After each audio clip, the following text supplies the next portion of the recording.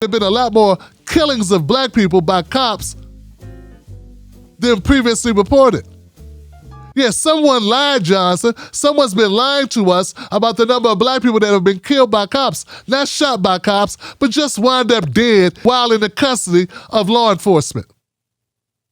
New research is revealing deaths from police violence have long been undercounted in the U.S.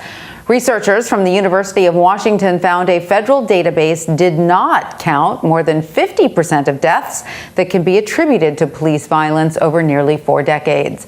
The research, published in The Lancet, estimates there have been more than 17,000 deaths. That is 56% of all deaths attributed to police violence that were not recorded in the National Vital Statistics System. They also found stark differences when accounting for race. Researchers estimate black people were killed at a rate 3.5 times higher than non-Hispanic white people, and Hispanic people were killed at a rate nearly 2 times higher.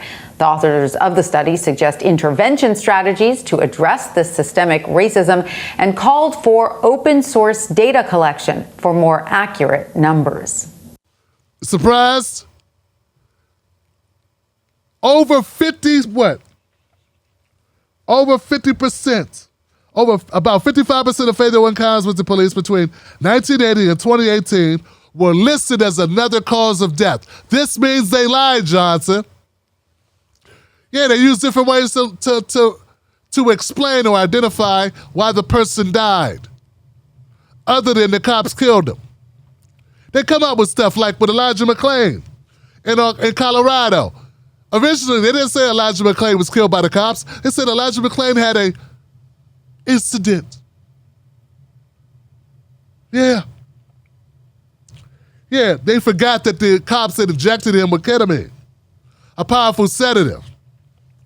It took 2 years later before 2 officers and 2 paramedics were indicted. So that went down as something strange happened. Very typical, that's what they do. Another example, Ronald Green. Ronald Green in Louisiana. I covered this story as well. They said that he had a cardiac arrest, and they classified it as an accidental. But then when you watch the video, which came out a year later, you see him alive and well, being dragged out of the car and beat about the head with billy clubs by officers.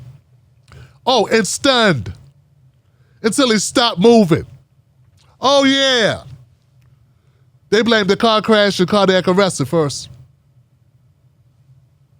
Oh, also, remember George Floyd? Yeah, George Floyd went down as a simple overdose. They left off the part about the 9 minutes where they kneeled on him, where he begged for his life. And now we have a conviction. That's not it. There was a story of a Latino guy, a little Mexican dude, drinking at a park. They jump on him, they kill him. Who knows the name of that guy? Who knows this guy? I covered this story. Shit. I just covered this story. Anybody know it? It was in L.A., I think. It was in L.A. It just happened. Anyway, Tony Temper. Remember Tony Temper? He's a white kid. He's a white kid. He was in Texas. He was schizophrenic and depressive. He was off his medication. He had some cocaine in his system. The cops tackled him and applied pressure to him for damn near 15 minutes. It's all on film. They lied and said he had an OD. He was alive and well. They put pressure on him for 15 minutes. It took almost 3 years for that footage to come out, and then they exonerated the cops anyway. They sat on the footage for 3 years. So how was Tony Temper's death classified? Drug overdose. Yeah, it's a drug overdose when you suffocate a man for 15 minutes. As he begs, I can't breathe. And then only after he stops asking and saying he can't breathe, could you let him up, do you let him up? And that's when he's dead. That's why he stopped asking. And that's what people want too. As long as you can talk, you're fine. Then when you stop talking, you're dead. And they go, oh God, he stopped talking, must have been dead. Yeah. So anyway, the point of this is that over 56%, 55% of fatal encounters with the police between 1980 and 2018 were listed as another cause of death. Everyone who's not white does worse with cops than white people.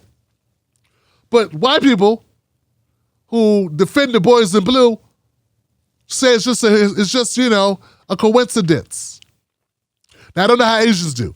Not enough Asians get arrested, obviously. They're not included. Why is it that everyone else does worse and it's not race? What is it? Everyone else just has a lower tolerance for being suffocated?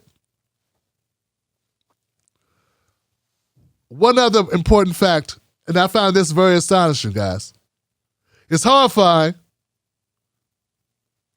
More American men died in 2019 during police encounters than from Hodgkin's lymphoma or testicular cancer. Because, see, a lot of times, my Blue Lives Matter people, they like to say, oh, it's no big deal. More black people get killed by black people, so why do you care? That's their response. Basically, I'm saying, man, there's a bear here. And this bear can kill us. And they go, look at the squirrel. Squirrels can bite you too. We're dealing with the bear in front of us. I know there's squirrels. There's snakes too. We're talking about bears. More men, not just black men, more men. More men died. That's important to know. White people are included. Tony Temple wanted to live. I got a feeling Tony wanted to live. You know how I know Tony Temple wanted to live? Because when I covered this story, he kept crying out that he wanted to live. And instead of letting him live, they made jokes about him as he died.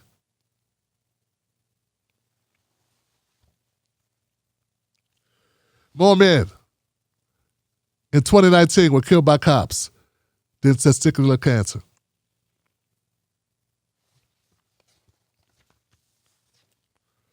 No, you can pretend like this is just race baiting if you want.